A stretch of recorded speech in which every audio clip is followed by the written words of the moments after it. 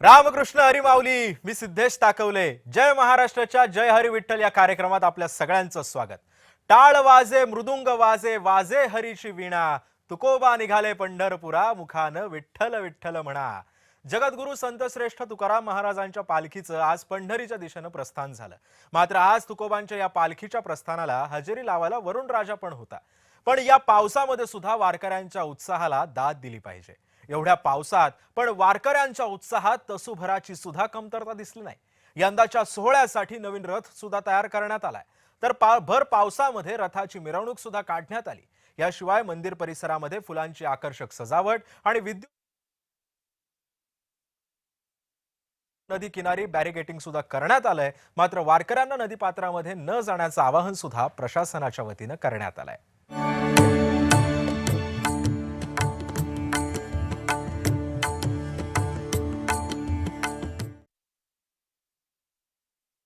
दरम्यान तुकोबांच्या पालखी प्रस्थानावेळी नेमकं तिथं काय घडलं, तिथले बारकावे लक्षात घेतले आणि तिथल्या वातावरणाचा आढावा देण्यासाठी माझ्यासोबत आता आहेत माझे सहकारी प्रशांत सागवेकर.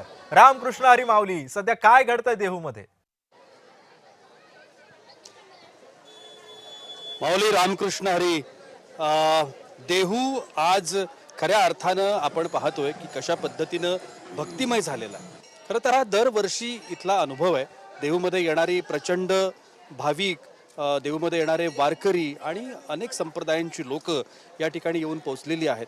आज खरं तर प्रस्थान सोहळा आहे आणि या प्रस्थान सोहळ्याचा जो नजारा असतो ना सिद्धेश, हा अप्रतिम असतो आणि अगदी याची देही याची डोळा हे सगळं जर अनुभवणं हे खरं तर पुण्याचा भाग म्हणावा, नशिबाचा भाग म्हणावा, एवढं त्याचं पुण्य आहे, श्रद्धा आहे, लोकांची भक्ती आहे.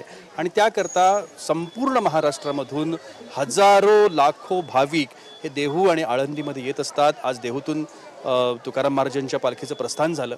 इनामदार वाड्यामध्ये आज पालखी मुक्कामाला आहे आणि हे सगळं घडत असताना या ठिकाणचा जो उत्साह आहे हा उत्साह अवर्णनीय आहे. आता या सगळ्या संदर्भात मला खरं तर सिद्धेश आज चर्चा करायची आहे. आज योगायोगानं आपल्यासोबत स्वामी महाराज भिसे आहेत, जे या सगळ्या संत परंपरेचे अभ्यासक आहेत म्हणूया. गेल्या अनेक वर्षांपासून त्यांनी ही परंपरा जोपासली आहे आणि त्याकरता लागणारा जो काही श्रम आहेत, कष्ट आहेत, मेहनत आहे ती त्यांनी घेतली आहे. वेगवेगळ्या ठिकाणी त्यांचे प्रवचनं, आख्यानं होत असतात, आपण सातत्यानं बघत असतो. स्वामी महाराज, कार्यक्रमामध्ये आपलं स्वागत आहे. नमस्कार. रामकृष्ण हरी. रामकृष्ण हरी.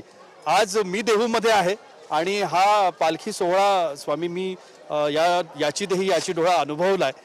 खरं तर नैसर्गिक आपत्ती आहे, आपण सगळेजण जाणतो. पुराची स्थिती आहे, महापुराची स्थिती आहे. मात्र या सगळ्यातून वाटचाल करताना वारकऱ्यांची पावलं थकत नाहीयेत. याच्या पाठीमागे तुमचा अभ्यास काय सांगतो? खरं तर वारीला जर आपण नेमकेपणानं समजून घेतलं तर वारी काय आहे, तर वारी हा वारकऱ्यांचा वर्षभराचा रिचार्ज आहे. म्हणजे एकदा वारी केल्यानंतर वारकरी हा वर्षभर रिचार्ज राहतो. म्हणजे तुम्ही बघा, या वारीमध्ये त्याला कोणत्याही पद्धतीचं दुःख पाहायला मिळत नाही वारकऱ्याच्या चेहऱ्यावर, किंवा वारकरी कुठं थकलाय असं तुम्हाला कुठंही दिसत नाही. कारण काय, तर ज्ञानोबा तुकोबा म्हणत असताना त्याच्यामध्ये येणारी एनर्जी, त्याच्यामध्ये जी ऊर्जा बाहेर पडते, ती ऊर्जा त्याला आयुष्यभरासाठी पुरणारी आहे. आणि मग ही ऊर्जा कुठून कुठून मिळते, तर आपण लक्षात घेतली पाहिजे की वारीमध्ये मिळणारं प्रत्येक वारकऱ्यांकडून, त्याच्या सहवासामध्ये चालणाऱ्या प्रत्येक माणसाकडून त्याला जी ऊर्जा मिळते, त्याला जे प्रेम मिळतं, ते प्रेमच त्याला निसर्गाची कितीही आपत्ती आल्या त्याला थांबवू शकत नाही. इतकी ताकद या प्रेमामध्ये मिळते, इतक्या सहवासामध्ये मिळते. आणि त्याला माहिती आहे की आपल्या बरोबर कोणी असो नसो हा मुद्दाच नाहीये. आपल्या बरोबर स्वतः पांडुरंग चालतोय आणि त्या पांडुरंगा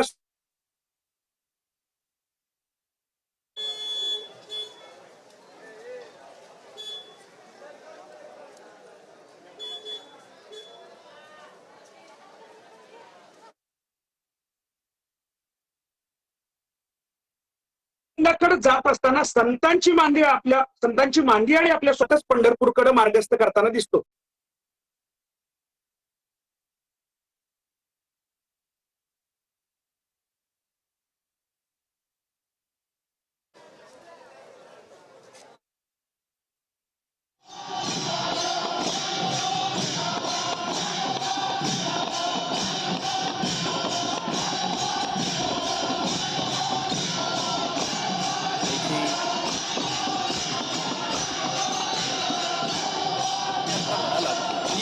पावलं थकणारी नाहीयेत. पण आता इतक्या वर्षानंतर काळामध्ये एवढा मोठा बदल झाला आहे. अनेक गोष्टी तंत्रज्ञानाचं युग आहे. आत्ता आपण सगळेजण नेटवर्किंगच्या युगामध्ये आहोत आणि तरीसुद्धा ही जी परंपरा आहे, ही जी संस्कृती आहे, त्याच्यावरती या सगळ्याचा परिणाम आपल्याला तसा फारसा जाणवत नाही. अत्याधुनिकता आली आहे असं आपल्याला म्हणायला हरकत नाही, पण रेफरन्सेस सगळे तेच आहेत, परंपरा त्याच जोपासल्या जात आहेत, संस्कृती तशीच आहे.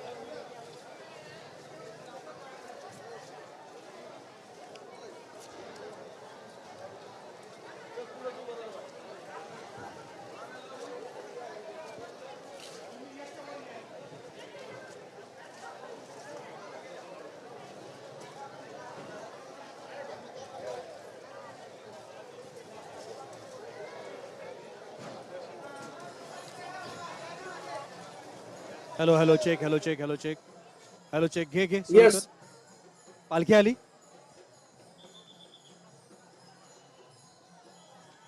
आवाज. जय हरी विठ्ठल. आपण आता आहोत देहू या ठिकाणी.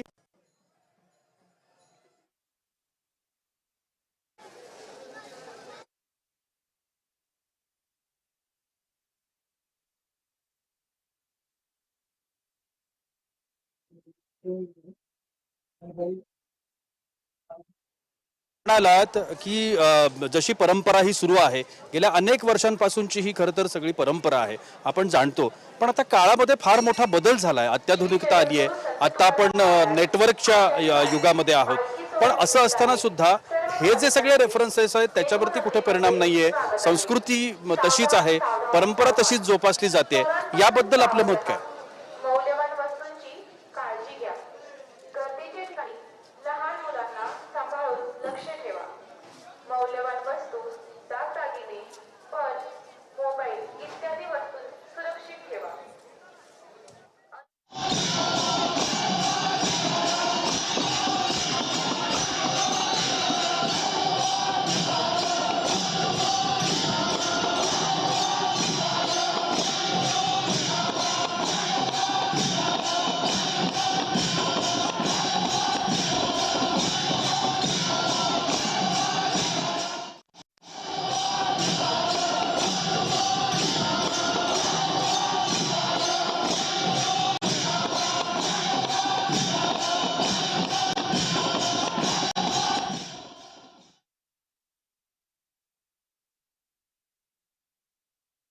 तिथे पंढरी या ओळी तशा सर्वश्रुत आहेत. मात्र हा वारी सोहळा अनुभवण्यासाठी प्रत्येक जण वारीमध्ये सहभागी होत असतो. वारी म्हणजे नेमकं काय असते वारी म्हणजे हे सांगण्यासाठी माझ्यासोबत आता माझा सहकारी निखिल सुकरे सुद्धा आहे. निखिल, नेमकं वारीचं महत्व काय आहे?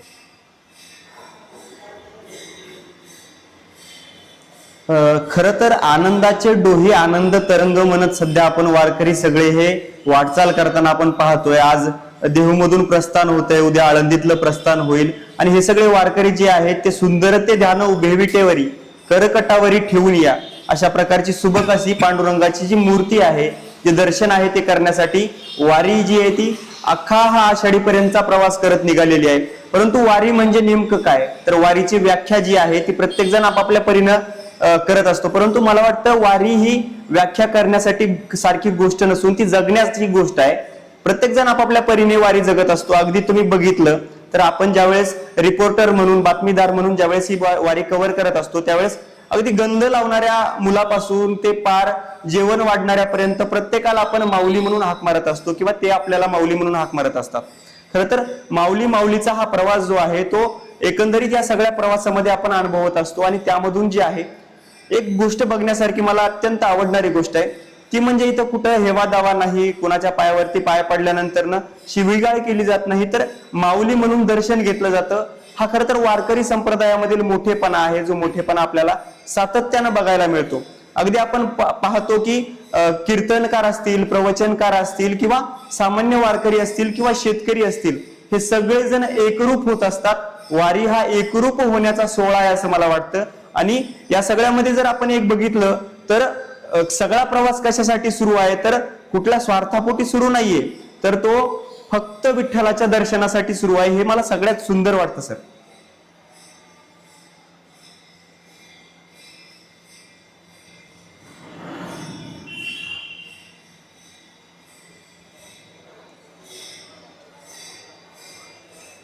वारीची चर्चा करताना पहिल्यांदा एक गोष्ट स्पष्ट करायला हवी, ती म्हणजे वारकरी संप्रदायाला अभिप्रेत असलेला परमार्थ हा सामूहिक आहे.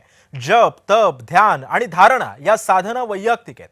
वारी ही गोष्ट अनेकांनी मिळून करायची आहे, तर वारीची परंपरा ही आपल्या अभंगामधून कशी मांडाल हे सुद्धा आता आपल्याला निखिल सांगणार आहे. खरं तर अभंग, तुकोबांचे अभंग असतील किंवा इतर आपण अगदी जनाबाईंपासून, एकनाथ महाराजांपासून, ज्ञानेश्वर महाराजांपासून, संत चोखोबांपासून, संत सावता महाराजांपर्यंत सगळ्यांनी अभंग लिहिले आहेत. परंतु प्रत्येकाच्या अभंगाची गोडी वेगळी आहे, सांगण्याचा अर्थ वेगळा आहे आणि तो तितकाच गहन देखील आहे. संत सावता महाराज म्हणतात की कांदा मुळा भाजी अवघी विठाबाई माझी, लसूण मिरची कोथिंबिरी अवघ्यांचा झाला हरी.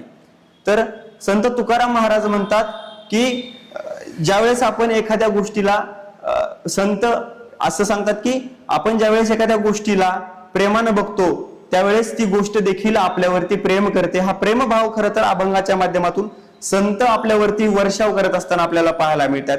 खरं तर हरिपाठामधील मला एक सुंदर अभंग आठवतो.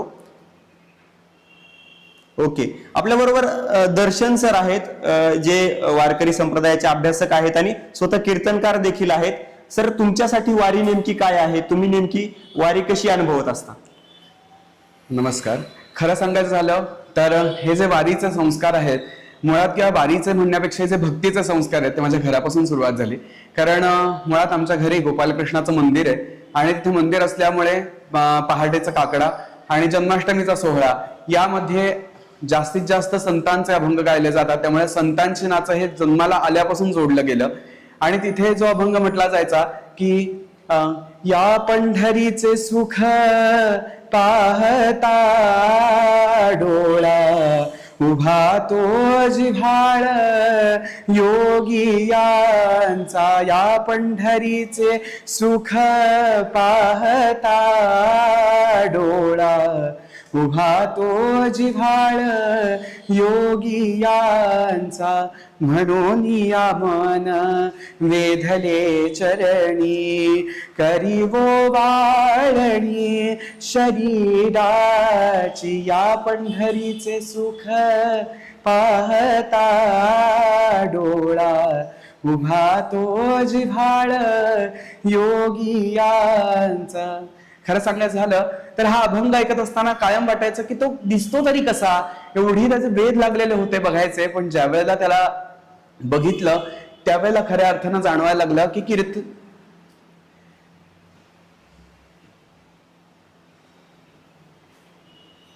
चालेल.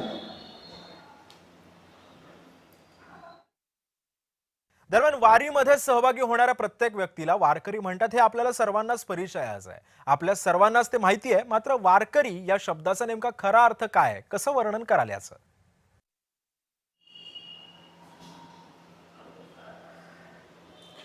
खर तर वारकरी हा वारीमधील सर्वात सुंदर शब्द आहे असं मला वाटतं. आणि याबद्दलच दर्शनवाजी सरांना काय वाटतं आपण ऐकूया. सर, तुम्ही कीर्तनकार म्हणून वावरत असता, वारकरी म्हणजे नेमकं काय सांगा? खरं सांगायचं झालं तर संतांच्या शब्दात सांगायचं झालं तर धन्य धन्य जन्म ज्यांचा वारकरी पंढरीचा. संत सांगतात की जो जन्माला आला त्याने प्रत्येकानं वारी ही केलीच पाहिजे. मग नेमकी वारी म्हणजे काय आहे? किंवा प्रत्येक भक्तासाठी, त्या पांडुरंगाच्या भक्तासाठी वारी म्हणजे काय आहे? तर स्वतःच्या देहापेक्षा देवाला जास्त किंमत जिथे दिली जाते ना, ती म्हणजे खऱ्या अर्थानं वारी आहे असं मला स्वतःला वाटतं. कारण तुकोबा सुद्धा सांगतात की जर तुम्हाला भक्त व्हायचं असेल तर ते भक्ताची व्याख्या सांगतात की भक्त ऐसे जाणा जे देही उदास, गेले आशापाश निवारून. की कुठल्याच प्रकारचं आशापाश सगळे सोडून, म्हणजे सगळी सांसारिक सुख दुःख सगळ्याचा त्याग करून ज्या वेळेला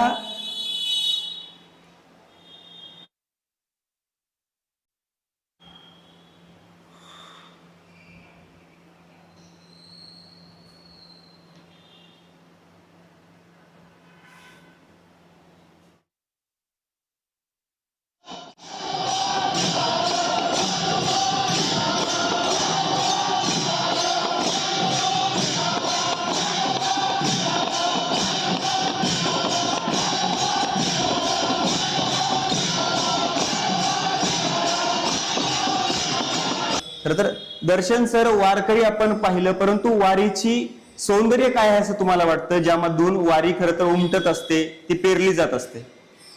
खरं सांगायचं झालं तर ही जी जाणारी जी वारी आहे, म्हणजे आळंदीपासून किंवा देहूपासून जी पांडुरंगापर्यंत जाणारी जर वारी आहे, ती जर बघितलात तर ती ऐश्वर्य वारी आहे. कारण तिथे भरपूर जण तुम्हाला काही ना काहीतरी देत असतात, पण ज्या वेळेला तुकोबा आणि ज्ञानोबा पांडुरंगाला भेटून ज्या वेळेला पुन्हा मागे येत असतात, ती खऱ्या अर्थानं वैराग्यवारी आहे. हे मला खऱ्या अर्थानं सांगायचं की ह्या ऐश्वर्य आहे खरं तर या वारीचं, की जाताना पांडुरंगा किंवा ज्ञानोबा तुकोबा शिकवत जातात की तुला हे सगळं मिळत जाणार आहे, पण ह्याच्यात अडकू नकोस, कारण तुला पोहोचायचं कोणापर्यंत, तर तुला पोहोचायचं आहे त्या पांडुरंगापर्यंत.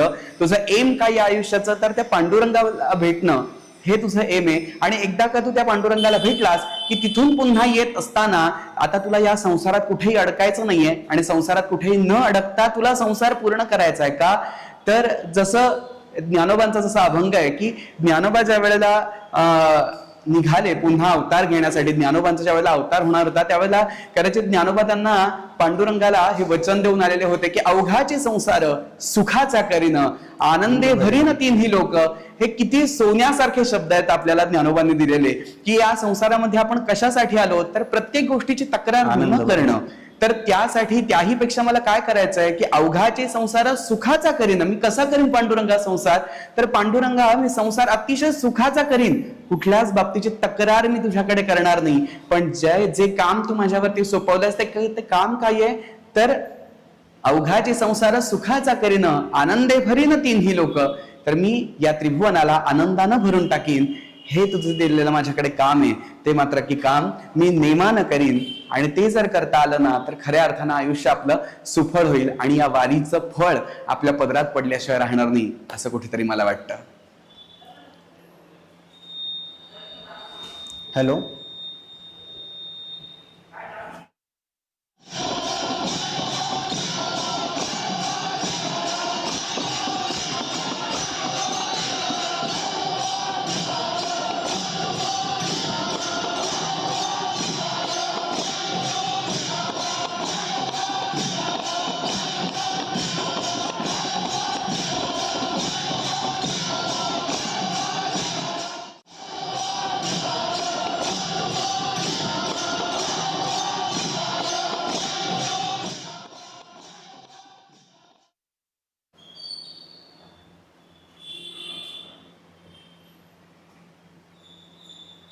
वारकरी म्हणून तुम्ही वारी कशी जगत असता? खरं तर तुमच्या विभागामध्ये कशी वारी असते?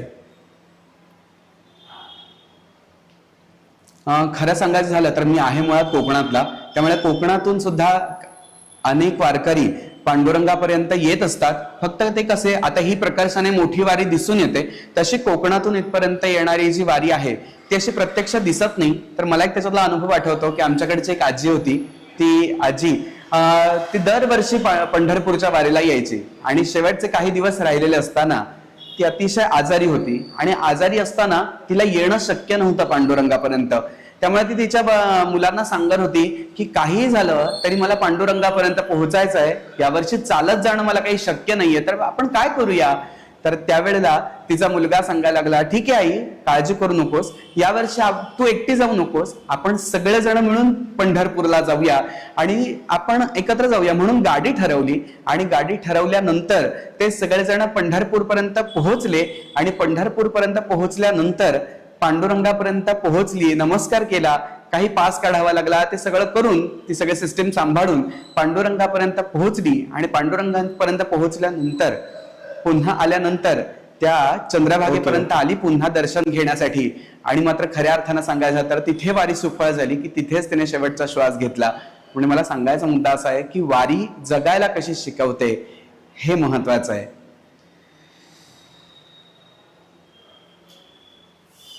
धन्यवाद आमच्याशी जुळून राहिल्याबद्दल.